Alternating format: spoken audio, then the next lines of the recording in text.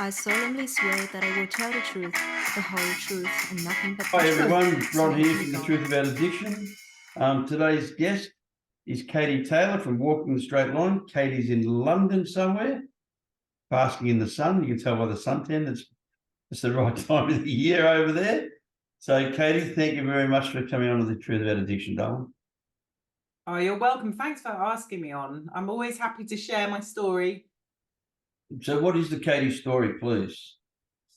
You know, no one calls me Katie except my dad, so it's already made me feel very endeared to you. But I mean, my story it's not a dramatic one, but it's an escalating one, and it's a common one. You know, I started drinking at 14. I grew up in London, and I grew up in a big house. My dad was a publisher, so it was a house full of famous authors and illustrators. You know, it wasn't odd to have Doris Lessing and Roald Dahl round for dinner at my house, and people talking about great adventures. And you know, life was just, it was a bit Great Gatsby-esque, because I had 3 siblings. All of us are born within 4 years, so it was just a huge house full of people every night. Drinking was always there. People were coming and going. Stories were being told. Adventures were being told, and everyone had a glass of something in their hands. So I always, from a very early age, associated being an adult and socializing and being cool with drinking. So for me, it was about, when am I allowed to do this? So by the time I got to 14, I'm tall, I'm 5'11", and I've always been tall. So by the time I was 14, I looked 18 or 19, and I could get served alcohol. So I'd buy beers and we'd go and sit in the park. My friends and I, we'd smoke, we'd listen to music, and we'd drink until it was gone. And actually, for me, I started drinking quite hard. I didn't start with a can and then escalate onto more and more over the years. I drank as much as there was and enjoyed the effect of being drunk. But I also had blackouts, and I also had accidents from the very beginning. But for some reason, it didn't stop me. And I carried on drinking through my teenage years. I started to go to the bars in the cities once I was actually old enough to go into pubs and bars. I then got a job in media. I'm a writer, and I worked, I used to write for Disney. So I would be in this amazing environment, but everyone was creative and slightly reliant on alcohol and drugs. And we'd all go to the pub at lunchtime. And actually, in one job, we had a pub where it was free to drink because the boss thought we were more creative when we were half cut. I mean, that's, when you think about that, that's drugging your employees to try and get more wacky ideas out of them. And it's crazy.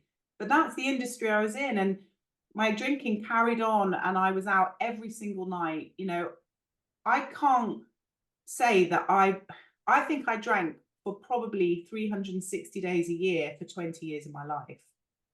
It was just what I did. If I was at home alone watching a film, I'd have a bottle of wine.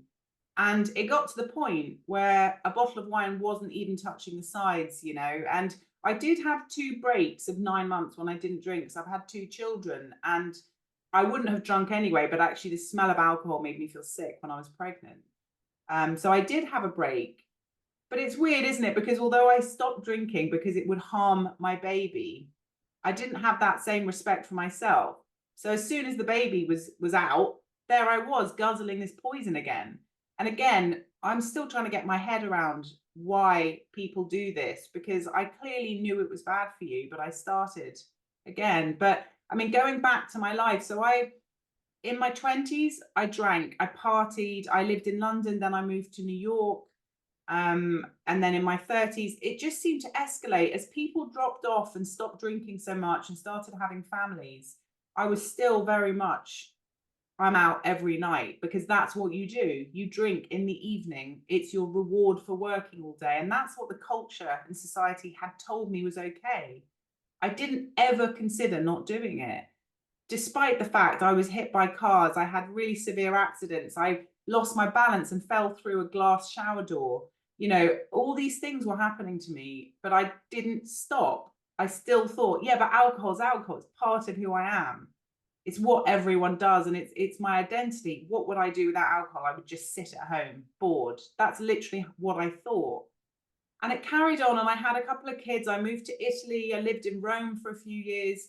And recently, I'm in my mid-40s, and I was drinking a bottle of wine at least every night, just sitting at home watching TV. And I could feel that it was really bringing me down. And it got to the point where I acknowledged that I was waking up every day, and my first thought was, I don't like myself. It was regret. It was shame. It was disappointment. Now, you can't live a happy life when you wake up every day and your first thought is a negative thought about yourself. My face had that chipmunk drinking heavily look. You know, it was puffy. It was red. I didn't like looking in the mirror. You know, I just thought, what am I doing? And on the 20th of December, 2 years ago, I'd had a couple of bottles of wine, and I pulled out my phone and I hit record. And for about 7 minutes, I recorded myself, and I was basically my drunk self begging my sober self to stop drinking. And I was just saying, this isn't you, Kate. This is this drug. Why do you keep doing this? Look at you. Listen to yourself. What are you doing with your life? You're wasting it. And I was really visibly upset. And I was recording it for myself. So I was really honest, because I could be honest because no one else was going to see it, although I have since shared it.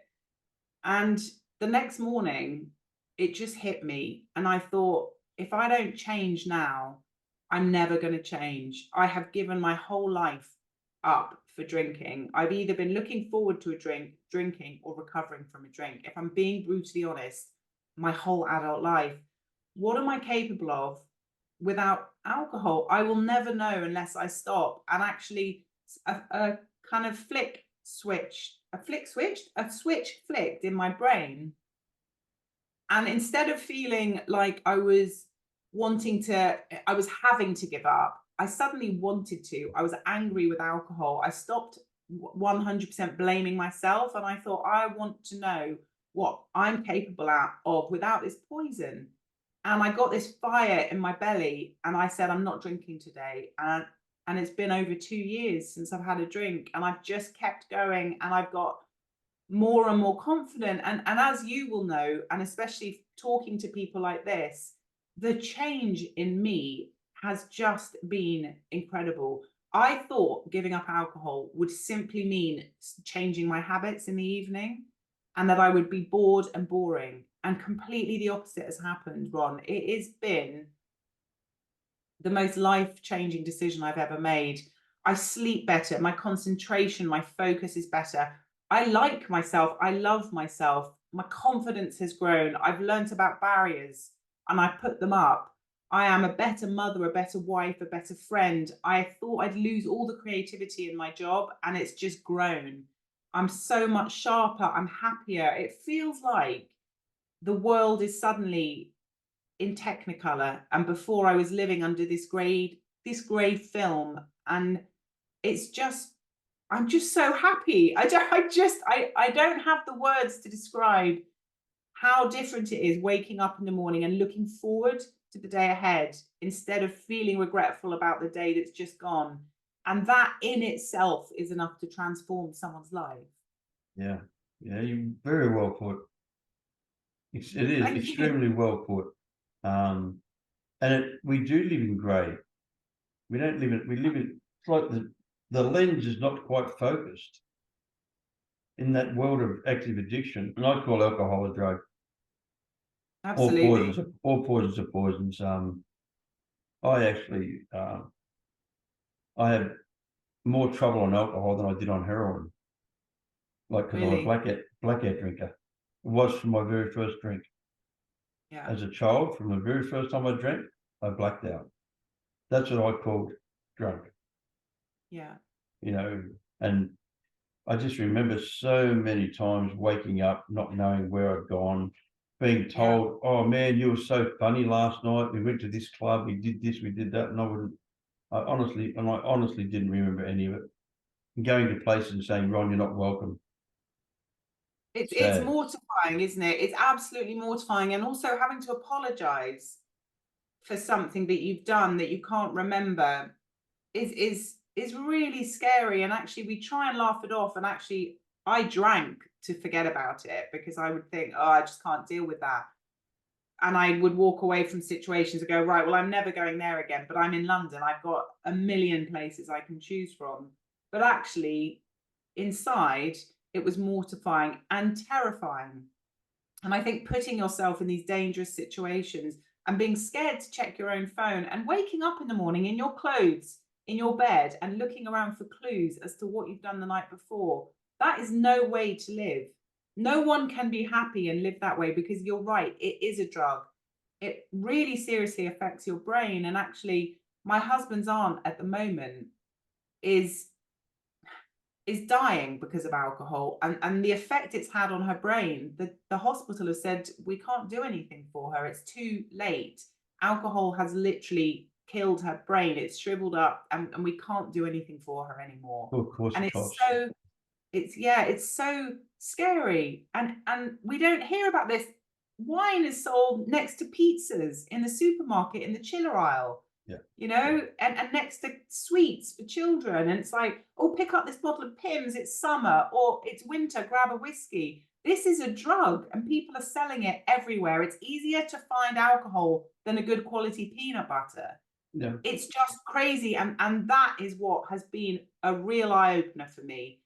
Now that I've stopped and I've realized by default what alcohol is doing to me, because it's only coming out the other side where everything has got better, my physical and my mental health, that I realized the effect it was having on me. And I was really naive to think it's just going to be the difference of not drinking, because everything has improved. I look 10 years younger, and I'm not joking about that. I've lost weight without doing any exercise. My mind is sharper. And you suddenly think alcohol was poisoning me. Yep. Literally, there's no other way to describe it. Yet we're selling it everywhere. You go out for dinner and you look around, and all the adults are sipping on this poison. It's crazy and it's terrifying. And if someone were to introduce alcohol to the open market now, I'm sure they would say, absolutely not. Are you mad? We're not going to sell this to the general public. You know, it's going to kill 3 million people a year, according to the UN. Those are the statistics. So I'm still trying to get my head around that. And that's why I'm doing podcasts like this. And that's why I set up my Instagram page, because awareness is the only thing I can offer at the moment. All I can do is say, look at me. This is my story. This is where I was. And I cut this one thing out of my life, and everything has changed for the better. And the reason that is because this stuff is poisonous. And actually, there are so many people I know. And when I say I don't drink, people automatically tell me how much they drink, and they justify it. And I really don't mind. I'm not here to preach. And I'm actually someone who's fine being out with other people who are drinking. It doesn't bother me. As soon as someone gets drunk, I'm out of there, because I just find it really boring. But I don't mind if people drink, but people automatically feel like they have to justify it. And that's because I think people know, they know it's bad for you. And the people who can moderate have always been able to moderate. The people who have to try to moderate will never be able to moderate. In my opinion, that is the truth of it. And actually, the easier way and the best way is just to cut this stuff out. It's not giving you anything at all. And we haven't even discussed the financial aspect of it. I was spending £100 a week on alcohol. Yeah. It's just, there's so many negatives. We could sit here all day and list negatives, couldn't we? And there's not one positive. There's not one positive. And people say there are. I mean, listen, there's when you drink, you think you're escaping for about an hour or so. But actually what you're doing is your brain is being poisoned. So your body has to divert your thinking away from whatever it is you're trying to avoid, in order to keep you safe and to go into survival mode, because it can detect the fact your brain is being poisoned, and it's like, high alert, this person's in danger. So when you think about it that way, you're really not doing yourself any favors. You're actually creating more of a problem, because then your body and your mind is kind of saying, there's something dangerous in here. We've got to just focus on that. So yes, you're avoiding something for an hour, but when you come back to life, you've got so much more crap to deal with. You've made the problem so much worse. And as we know, problems don't ever go away unless you deal with them. They just don't, you know?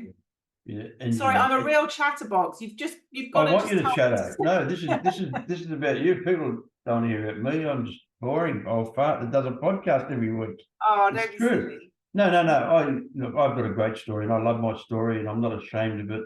I'm quite proud of my story because I came from a really horrible place. There's a few things that's really made me smile. You're a writer. I published my first book last year. Oh, brilliant. I'm in the middle of writing my second book, and I'm also writing a program. I wrote my life story. It's quite hectic. You can imagine I grew up born into the lie of crime. Oh, It's wow. supposed to say life, but I covered the F off because it's Yeah. not a life, it's a lie. Yeah. So I No, was born into the lie of crime. Yeah. And It's a my great father title. was a gangster. My father was like Ronnie Craig. He was completely insane, just a complete psychopath. And I shot my first man when I was 16 years old. And my dad abused me because I only shot him in the legs. Called me a coward and spat on me and said, "You don't shoot people in the legs, you shoot them in the head." And by the time I was 17, I had a shootout with the police. And I went to a penitentiary at 17 years of age, and I spent 15 years in penitentiaries over the years. So my life was completely out of My life control. sounds like the life of a butterfly compared to yours. But your emotions, your spiritual degradation, your dereliction was exactly the same as mine.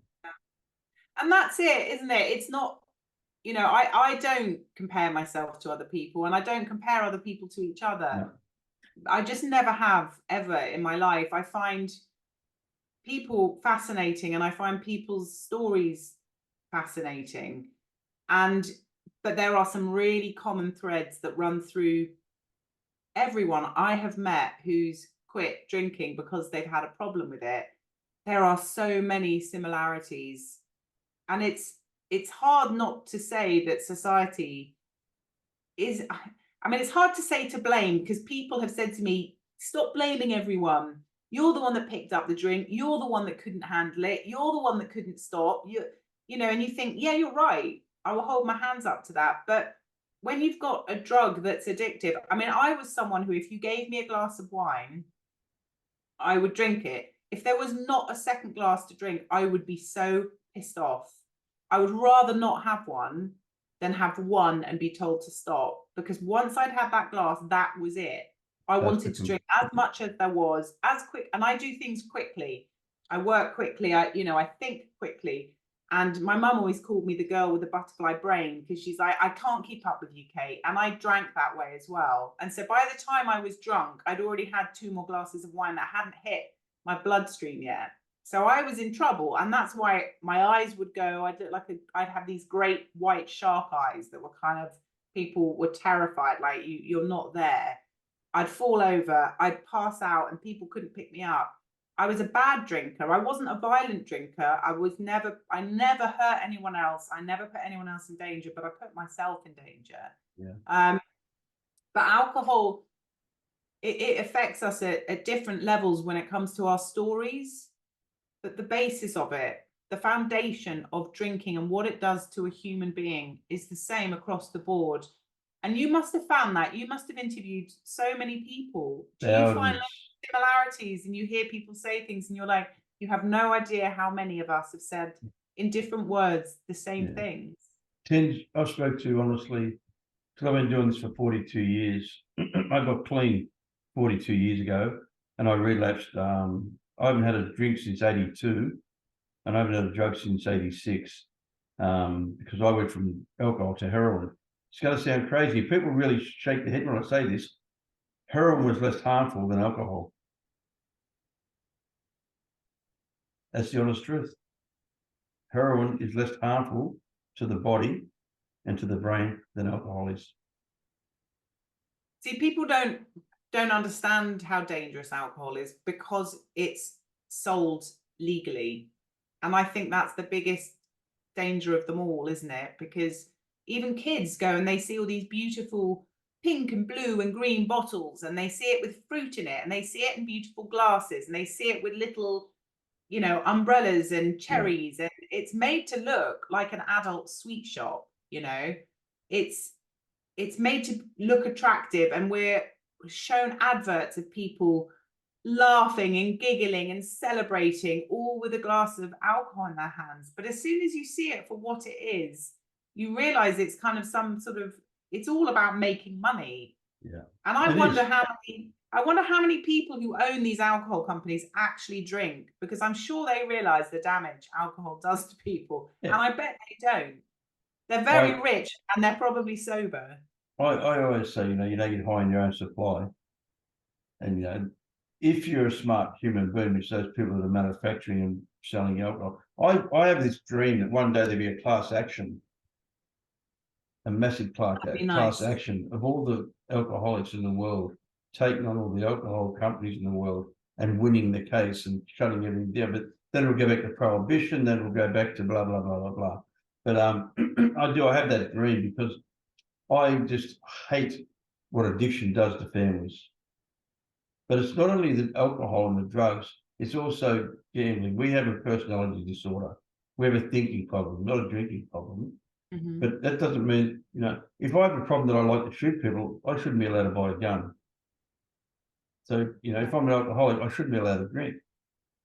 The system knows who's alcoholic, don't you? Like they know who's alcoholic because of their hospital admissions, blah, blah, blah, blah, blah. For me to buy a firearm, which is killing myself or other people, I have to go through all these police checks and all this security, and I have to have it hidden in a special place and locks and safes. But I can put a bottle of scotch in my coat, and my 8-year-old son could get to it and drink it.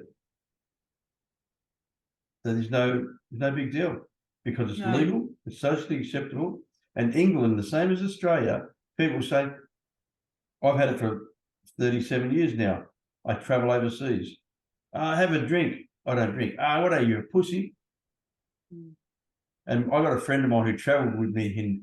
He knows my background, and I used to be a bad guy. Let's not sugarcoat things. I was a bad guy. My mate would say, and after he has a drink, he has sex with your wife and beats you up. What do you want him to do then?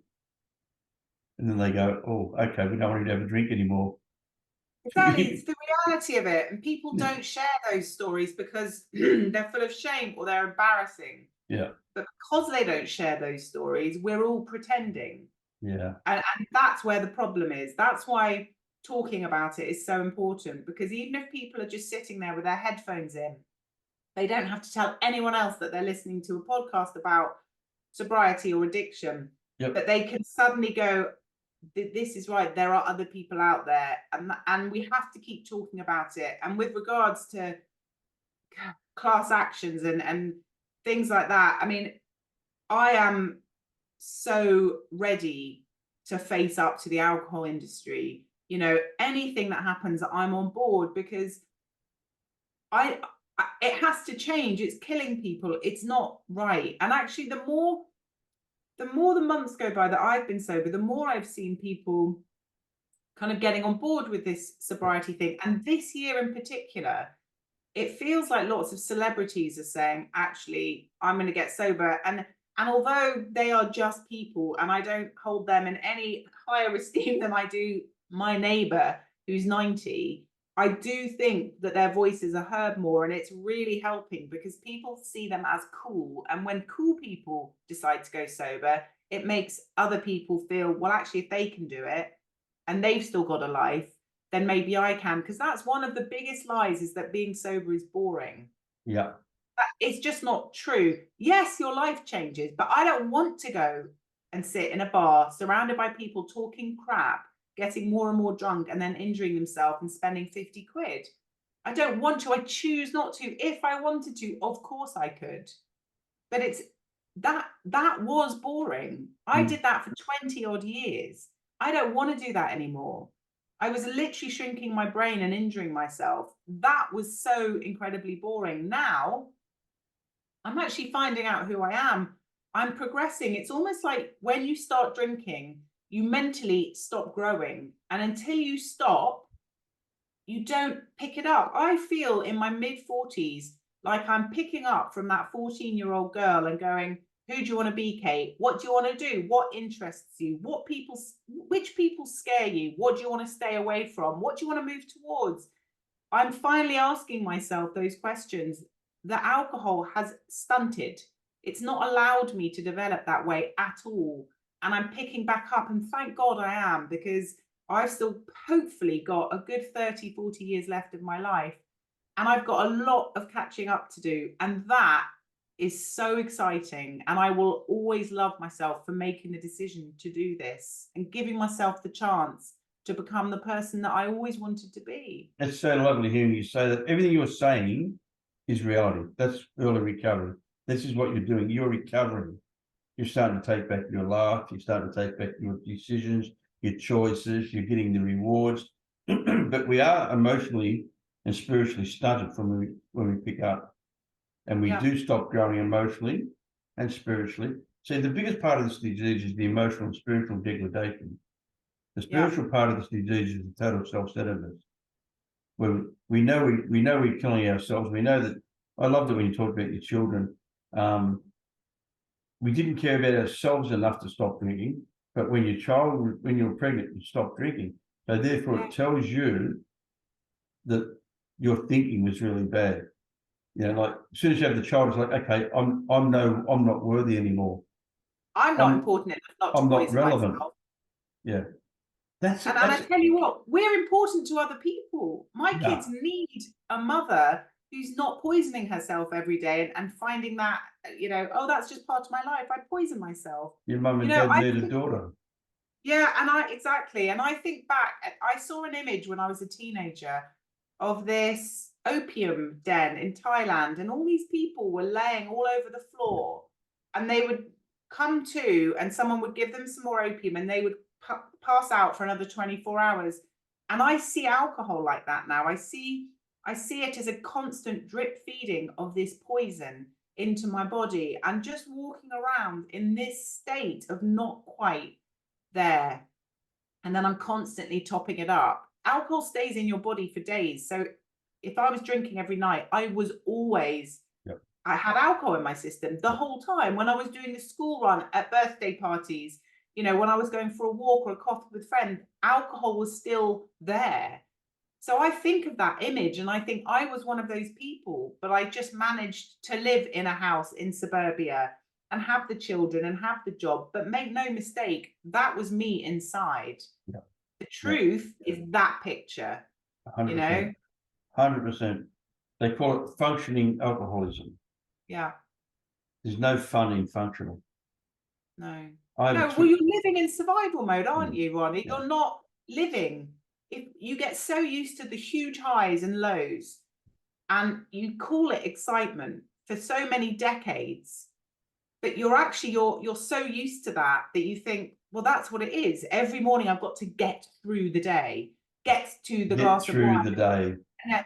Now you shouldn't have to get through a day. Life is about living and learning and growing and connecting with people and seeing new things and developing until you get to the end of your life and you think, I have been so lucky. I've made choices, I've made wrong choices, but I've also look at the wonderful paths I've taken. And even when I've fallen over and gotten back up, it's led me in a different way. That's what life should be about, not I survived it. 100%. What's the point? And that's 100%. the difference between being a drinker and actually living. Because once you get that poison out of your system, you're making decisions because that's what you want to do. And because humans need to develop, we need to keep growing, we need to keep learning. As soon as we stop learning from life and feeling like there's any reason, that's when we hit problems. But actually alcohol stops you from doing that. So without realizing it, you're in this weird nowhere, bumbling around, trying to get through the daily habits that you know you're meant to do, pretending you're feeling okay, thinking about that drink, in my case, from about 4 o'clock in the afternoon. That's what was in my head. What am I drinking tonight? Have I got enough in? And it ruins everything else. It's taking everything away from me because I'm prioritizing this poison. Yeah. When you think about it, and when you have discussions like this and you actually hear the words, it's a form of madness, isn't it? That's what addiction is. It is a form of madness. I call that person you were talking to, the alcoholic brain, I call the liar, the thief, and the cheat. Yeah. He lies to you and tells you that you're not worthy, that your family would be better off without you. It cheats you of happiness. and it steals all your joy. And I Yeah. say to people all the time, would you let a liar, a thief, and a cheat live in your house? And straight away they go, no. I say, well, why do you let one live in your head? Yeah. And you see everyone puts their head down, they go like, whoa. Yeah. And I it's say, true. well, that's what you're doing. You're letting a liar, thief, and a cheat live in your brain, telling you you're worthless, useless, and hopeless. Your family would be better off without you. And you're never going to achieve nothing. It's just, it takes away the joy. And what happens I think for most alcoholics is we get to a point where we either say enough's enough and the alcohol stops working. It stops covering up the lie, the thief, and the cheat. We start to catch him out. We start to catch him out and go like, whoa, that's bullshit. I am worthy. My children love me. My husband's put up with me, so he must love me. So you're a liar. I've already worked you out. Now you're cheating my happiness. When my little girl jumps in the pool and says, mummy, mummy, mummy, I want to feel the joy. I don't want to be numb. Yeah. That's what everybody misses out on. It takes away our emotion. I want to, okay, you get clean and you go through a bit of pain, but we also have joy. Something we haven't had for many, many years while we're in active alcoholism and active addiction. It takes away the joy. And today you forget that joy is there. If you're like me and you've drunk since you're 14, you don't realize you're missing it because it's so far in the distance. And because you're not fully developed as an adult when you start, you don't understand what is possible. Yeah. And that's why it's really important, because you don't know what's around a corner in a street where you've never been. And it's easy to just say, well, I don't know what's there, I'm just going to carry along. But actually, it could be the most incredible thing you've ever seen, the person you're going to fall in love with, until you go around that corner and just investigate a little bit and have a look. You're never going to know. And that's what sobriety has given me. All these things I had no idea I was missing out on, and it does cheat you. And I'll tell you what else it takes away from you is memories. I have 15 years of blur. I don't know where, and that's blur, B-L-U-R, because not blur. I was living in all these amazing capital cities all over the world. I had incredible parties. I had great friends. I hung out with famous people. I did all this stuff, and I thought I was the luckiest woman alive. But actually, I got nothing from it. I don't. Nothing is clear. I don't remember a single conversation that was important to me. I haven't done anything I'm proud of. That is not winning at life. Yeah. That's, again, it's surviving life and having fun. You think that those people weren't there when I was waking up in the morning and going, oh, Kate, why?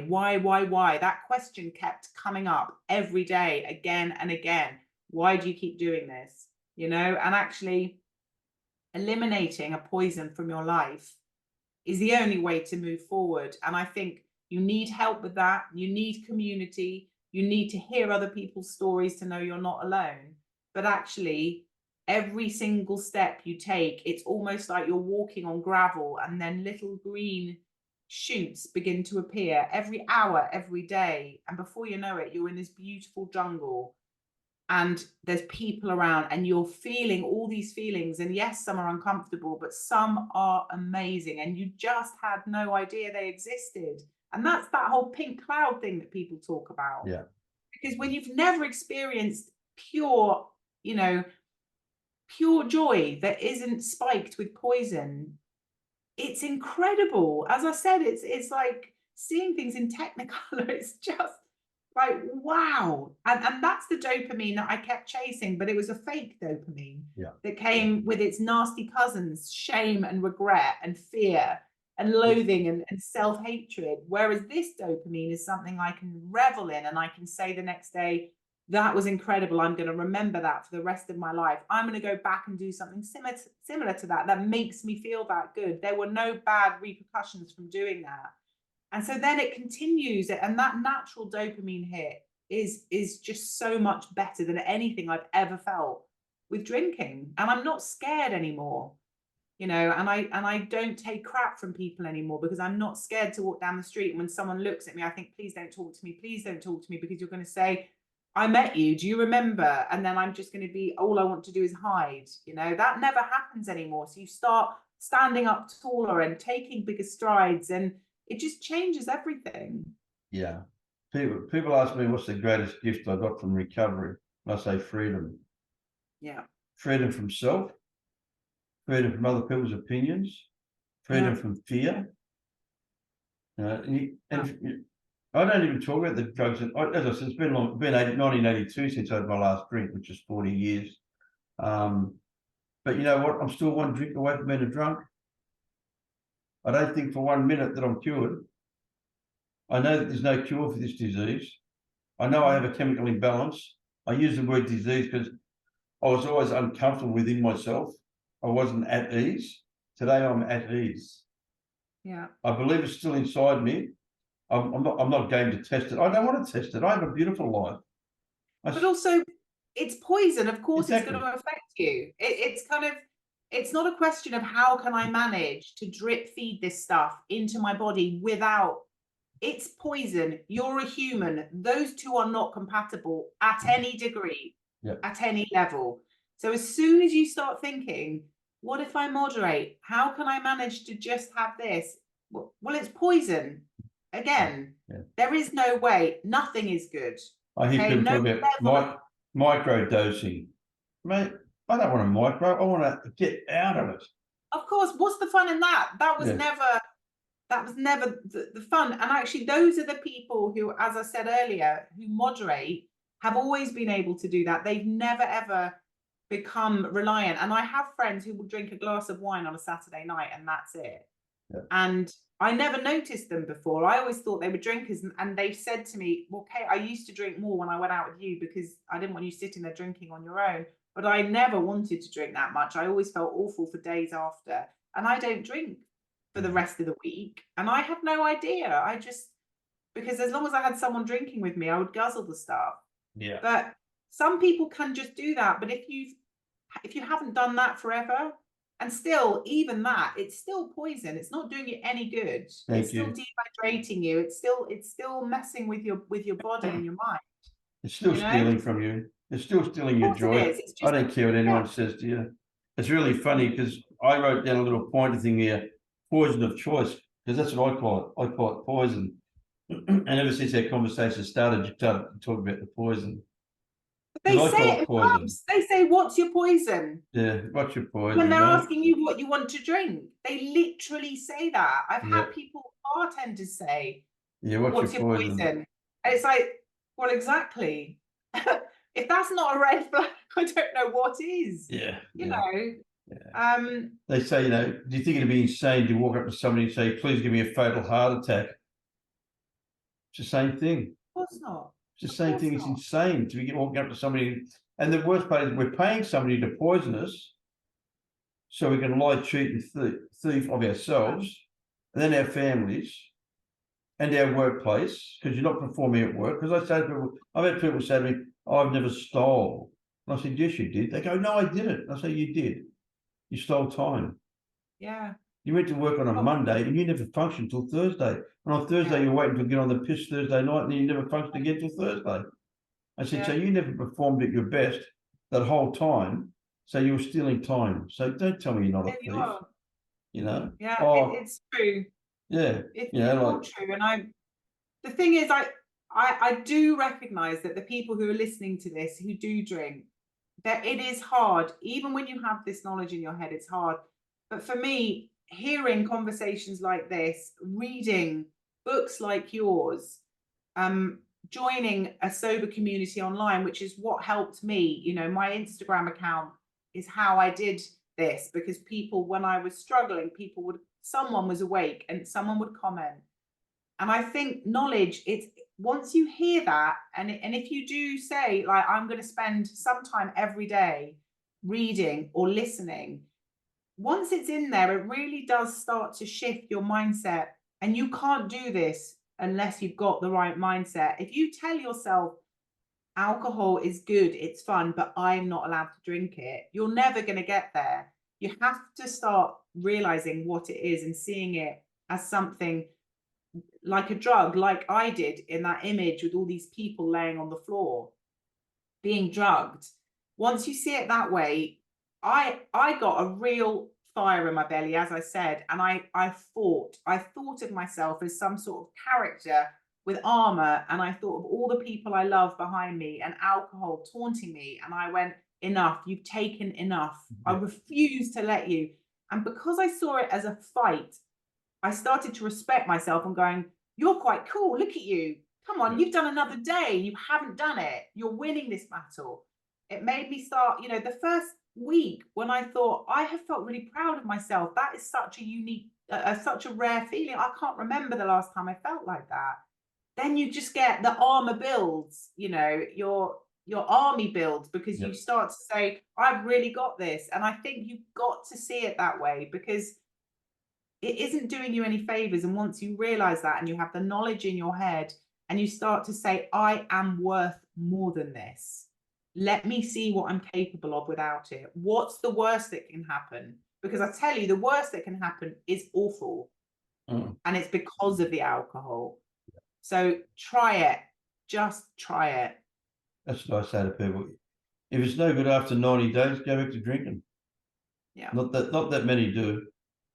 And if they do, they come back pretty quick and go like, oh, that was shit. That was terrible. That was horrible.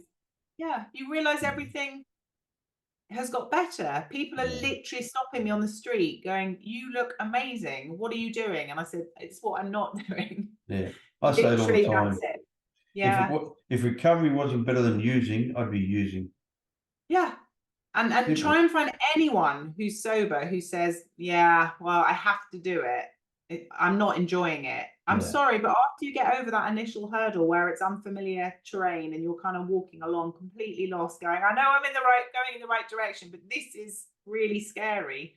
Once you get on softer ground and you start making friends and understanding it and liking yourself, it's plain sailing. You've got a really good understanding, Katie. You've got a really good understanding. You've got a really good understanding, darling, especially in this part where we are like little babies. When we first get clean again, we go right back to where we picked up. And we're at that maturity of that. Right now, you're about a 16, 17-year-old girl, you know, and that's really beautiful because you're robbed of that.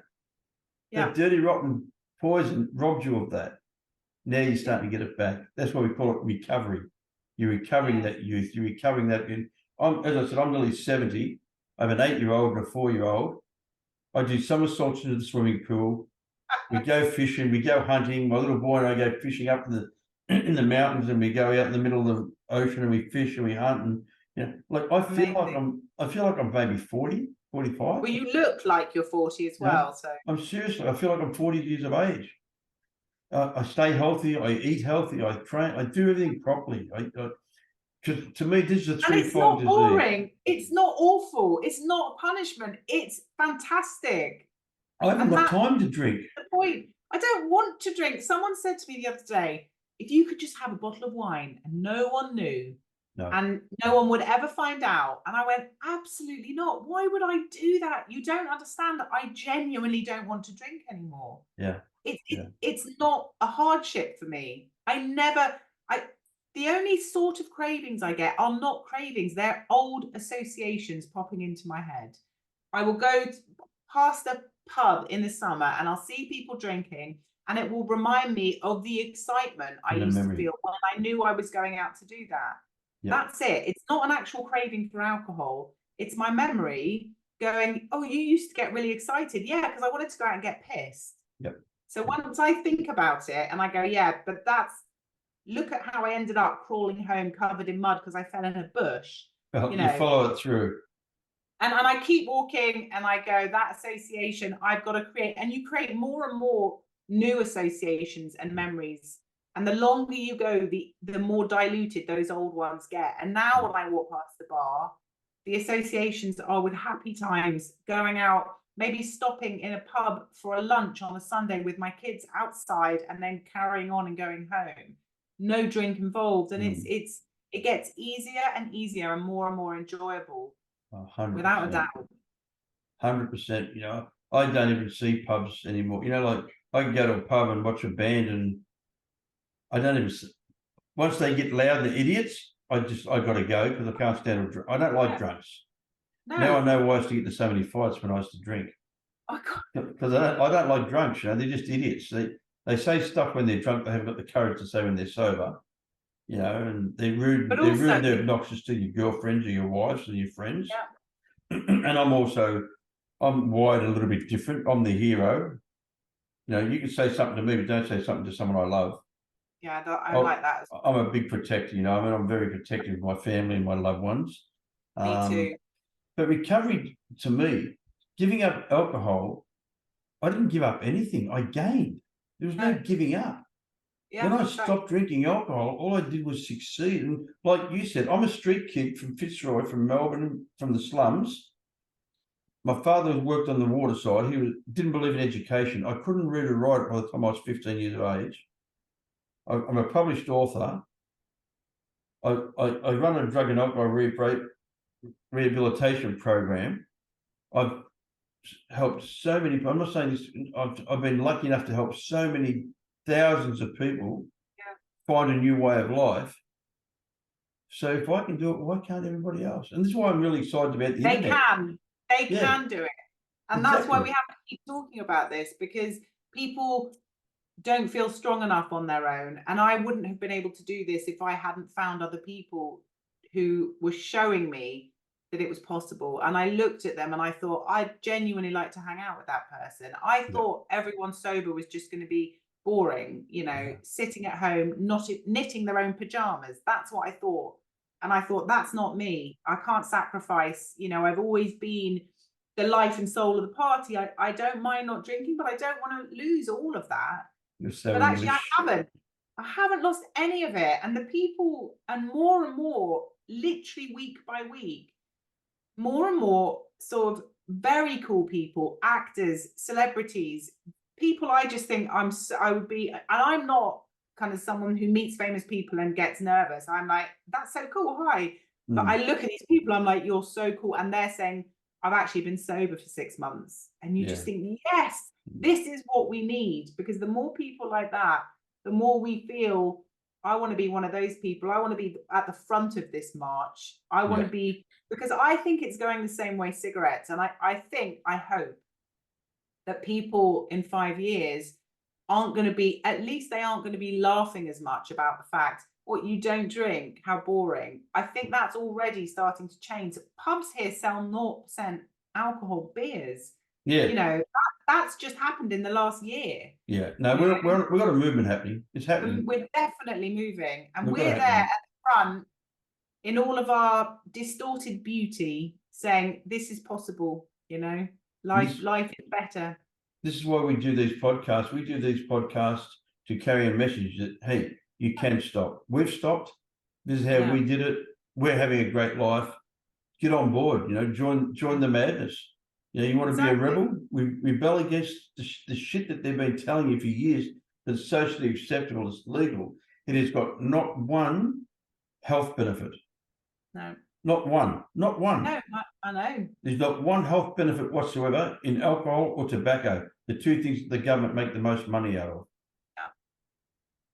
All alcohol is good for is to rub on the outside of your skin to kill bacteria before they operate on you. You're putting it inside of your body. Yeah. It's in my car. Literally, there is stuff in alcohol that is in my car that's helping to run it. Yeah, exactly. Ethanol, the same thing that people alcohol like, in your brain. And I'm like, no, it actually is. That's not a joke. And people are like, what? I'm like, It's called ethanol, sweetheart. It's called ethanol. Yeah. When it goes to your brain, the chemical thing is called ethanol, and it's the chemical balance that goes to your brain once you drink alcohol, and it goes through your body, and it goes through your liver, and it gets broken down, and it becomes ethanol. And that's why it rots the brain. And that's why it causes corticosteroids, killing the brain cells and eating away at the brain. I don't get too much into the science side of it all because I care about how do we stop. And how do we stop? You've touched on it beautifully today. Connection. Oh, good. Through people, having self-worth, having self-belief, and going through the pain. Big deal. It'll pass. Yeah. You know, I get frustrated. People go, oh, it's this festive season. It's so hard. It's just another day.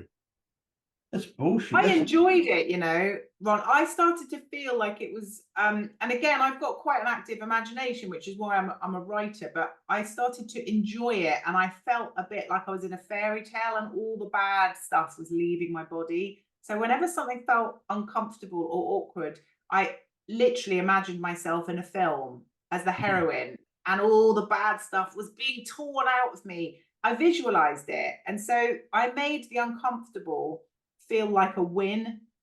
And that again really helped me, because whenever I had a bad night's sleep, I would go, yeah, but that's just one more step away. I'm pulling this horrible shadow that's been living with me and feeding off me. I'm pulling it away one bit at a time. And all of these things that feel uncomfortable, it's ripping that away. And I'm moving towards freedom.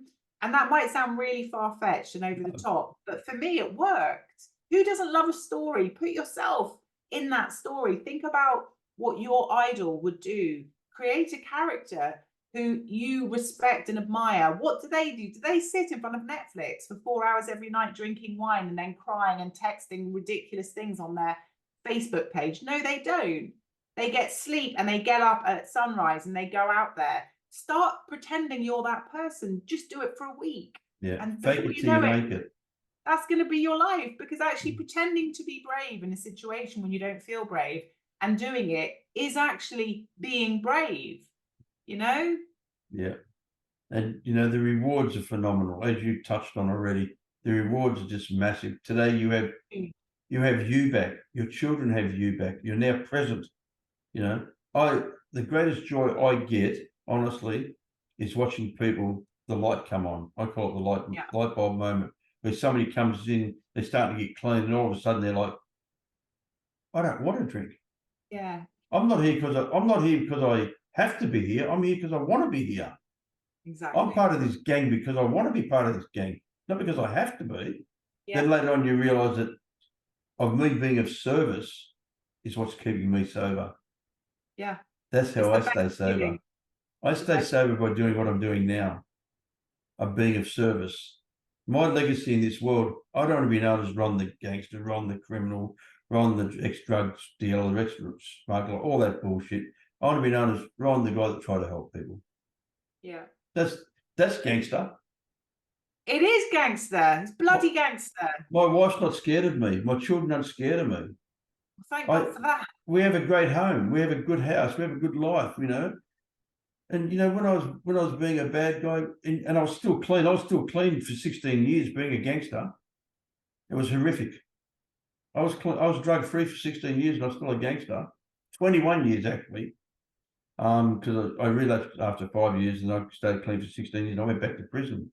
I went back to prison at 16 years sober. I can't imagine you in that life. You seem like such a gentle, smart, empathetic, kind person. That's what this I stuff. was born into that life of crime. Yeah. Your father was a writer, a journalist. So everybody that came to your house was a writer and journalist. My father was a gangster. Everybody that came to my house was a gangster. Yeah. So I wanted to be like them. Yeah. But I wanted to be better. Exactly. I wanted to be the best gangster. I wanted to be the best, you know, criminal bullshit. Yeah. And then when I got into recovery, all I did was stop drinking and drugging. And I continued that way of life. Don't get me wrong, it wasn't just that. I also had successful businesses. I've always been very successful with making money, because we have to be to keep our addictions going. We have to be very versatile, and we've got to be able to connect and make connections and work the angles, you know. So I was always a good worker of the angles. And then I haven't committed crime for 20 years. That was the last thing I gave up. That was my last addiction, crime. It was so hard to give up, because that's what I was born into. That's why I wrote the book, Born into a Life of Crime. But look, I'm really, I want to keep going with this stuff. I know you've got somewhere to go and I've got stuff to do. If you've got a podcast, invite me on. I'll come on and have a shot on your podcast anytime you like. I love carrying the message of recovery. It is so important that we recover out loud so people don't die in silence. Absolutely. That's my belief. That's my honest belief today. And that's why I do so much of what I do. You know, today I did a HNI meeting on Zoom in a prison in another state. You know, I spoke to a guy who just relapsed last night. I'm very much connected with what's happening out there, and I really believe that I'm obligated to try to help. My candlestick just lit on fire. I thought I could hear something crackling, and I've just turned around and there's a flame this big. Oh my God, Father. That would have been good for social media. Could have got 1,000 hits on that. No. I thought I could hear something. I know, yeah. Can you imagine? That's a At sign. the interview, someone whose house burns down around her. But No, this you is can't leave. right. We've still got another 3 minutes to go. Look, Katie, Oh, it's been lovely really, chatting. really nice. It's been It lovely. really has. You made my heart smile. You're so bloody English, but knitting pajamas. Knitting pajamas, that's an English thing. Well, you know, that's what we all do here in our spare time. All Let's right, do it again. We'll do it again. I'm going to close it down. We'll continue talking for a second. Thank you very much, Katie, from The Truth About Addiction. Thank you very much. Lovely meeting you. I solemnly swear that I will tell the truth, the whole truth, and nothing but the truth. So help me God.